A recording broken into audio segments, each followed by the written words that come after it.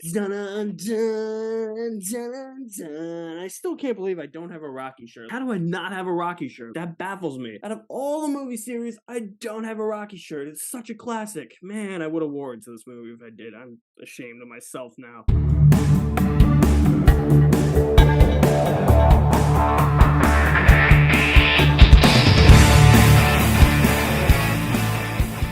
What's going on, guys? Welcome back to the channel. My name is Alex. I talk a lot of movies and on occasion video games.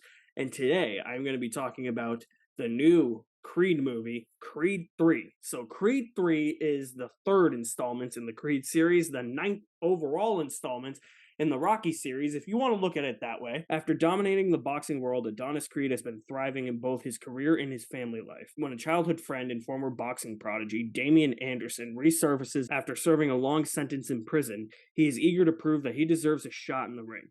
The face-off between former friends is more than just a fight. To settle the score, Adonis must put his future on the line to battle Damian, a fighter who has nothing to lose. So as I said, Rocky is an all-time classic. It's one of the best movies ever made, and what made Rocky so good is that it didn't just focus on the boxing. It was more of a drama about the people that were in that movie, like Paulie, Adrian, Rocky himself. It had a lot of emotional weight to it. Apollo Creed as well. And that's what makes the Rocky movie so good. And that's what made the first Creed movie so great as well. And while this isn't as good as the first Creed movie or the seventh Rocky movie, however you want to look at it, this is no slight against Creed 2 at all, but I enjoyed this a lot more than Creed 2. I feel like Creed 3 definitely had a bit of freshness to it that made the series feel a little updated, and I'll get into that in a minute. This was an absolute knockout from start to finish. And as I stated, the best Rocky movies are the ones that are about the characters, because the themes that are presented in those movies give the characters more humanity. And I think between this one and Creed 2, this one gives the characters a little bit more humanity than I think Creed 2 does. Creed 2 does a lot with the Drago family, but I don't think it does as much with the Creed family or Rocky himself. This one does a lot with challenging Damian Anderson, who's played magnificently by Jonathan Majors, his place in the world and what Creed's place in the world is. For Creed, he's got it all. He's a boxing champion. He retired. He thinks that this is the path he wants to go down. But really, what the movie is attempting to do, and where I think it succeeds, is that it's attempting to address not only Creed's place in the world, but Dame's place in the world as well, where Creed has it all and he can now retire, live a happy life with his wife and his daughter. That's what he thinks is his place in the world. And when Dame comes into the picture, he thinks his place in the world is being what Adonis should have been. He wants all that. That's what he thinks that his world deserves. He thinks that world revolves around him. So I love that theme that this movie touches upon, where the characters really contemplate their place in the world, and then they kind of retract that and say, no, what my career path isn't what I really think it is. It's really this. And I love that about this movie. And I said at the onset of this review that this felt like it was fresh. And I think that was because of Michael B. Jordan's style. This is as stylized as you're going to see a Rocky movie, man. There's slow-mo in the fights, heavily inspired by anime, which I think Michael B. Jordan was a huge fan of. And I think bringing that style to this movie just added a bit of freshness to the series, something that the series probably needed at this point, and makes Michael B. Jordan's directorial debut look like he's been doing this for years. It felt like a unique voice in this world. One example in the movie is that in the final fight of the movie, this isn't really spoiler territory, but to emphasize this, there's certain things that are going on. Like, you'll see the very close up of somebody's face getting punched in like that. Sort of similar to anime, all the lights around Dodger Stadium at the end just go out and you just see the two of them boxing, and then there's things that are happening that are clearly in their heads, but it's very stylistic, like Creed getting knocked back into a jail cell. It had that anime style, and it was stylistic choices like that really made me appreciate this movie a lot more for feeling so creative. It really makes me want to see more of what Michael B. Jordan can do behind the camera, because damn, I mean, this had to have been a tough task for him, taking on the third in a trilogy, and there's probably going to be more, obviously. I mean, he's already stated there's going to be a Creed 4, but taking on this big of a project is probably daunting for somebody who's stepping into the director's chair for the first time, and he nailed it. Jonathan Majors, we have to talk about him because holy shit, we are living in the year of Jonathan Majors. We are living in the year of Kang the Conqueror himself, and now we are living in Damian Anderson's world. Diamond Dame, as he is known in this movie. There's just so many intimidating factors about Jonathan Majors, and his method acting is so good. He doesn't give the same performance in any movie. Everything I've seen him in so far, he hasn't done the same thing. He doesn't put on the same voice. He doesn't put on the same shtick.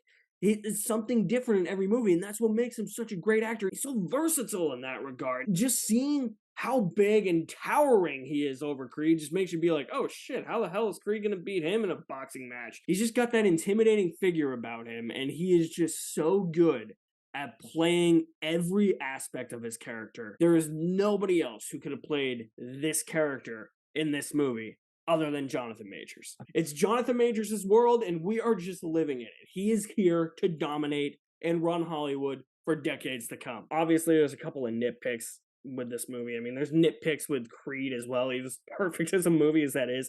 The predictability factor is obviously going to come into play here.